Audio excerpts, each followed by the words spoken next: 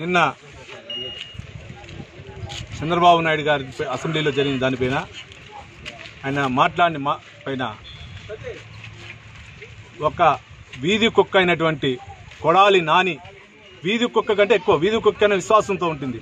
వీధి కుక్క కాదు, మన ఇంటి కుక్కలాగా విశ్వాసం ఉంటుంది. ఒకసారి భోజనం పెడితే ఒక ముద్ద మనం ఎక్కడ వెళ్ళినా కుక్క తోగుకుంటూ మనకు వచ్చేది. దానికంటే ఘోరమైన నికృష్టుడైన కొడాలి నాని మాట్లాడాడు. నీకు ఏ రోజు మాట్లాడుతున్నావు ఆ మాటలు దానికంటే డబుల్గా నీ గుడివాడ నియోజకవర్గం ప్రజలందరూ కూడా మాట్లాడుకుంటున్నారు. ఒక భయంతో బయట రావట్లేదు, కానీ దీనికంటే ఎక్కువగా నువ్వు అనుభవిస్తాను కూడా పత్రికా సోదరుల ద్వారా. ఆ నికృష్టుడైనటువంటి వీధి కుక్క కంటే కూడా ఘోరమైన వ్యక్తి కొడాలి నాని కూడా అనుభవిస్తాడని కూడా మీడియా సోదరుల ద్వారా తెలియజేసుకుంటున్నాం.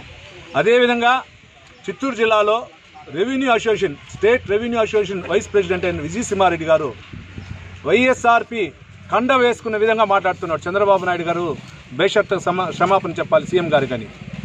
నువ్వు గత 20 ఏళ్ళు తెలుగుదేశం పాలన ఉండేటప్పుడు ఎన్ని పదవులు అనిపించావు, ఎందుకు తెలుగుదేశంలో ఉన్నటువంటి నాయకుల ద్వారా లబ్ధి పొందావు, నువ్వు ఆత్మవిమర్శనం చేసుకోవాలి. చంద్రబాబు నాయుడు గారిని మాట్లాడే అర్హత నీకు లేదు. ఈ రెవెన్యూ అసోసియేషన్ పెట్టుకుని మీరు ఏమేమి చేశారో అన్నీ మాకు తెలుసు. చిత్తూరు జిల్లాలో తెలియని అయితే వ్యక్తులు కాదు.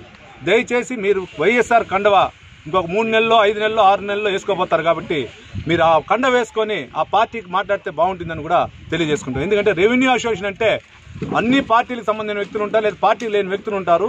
మీరు ఒక పార్టీకి భుజం పైన వేసుకొని మీరు మాట్లాడుతున్న పద్ధతి కాదని కూడా విజయసింహారెడ్డి గారికి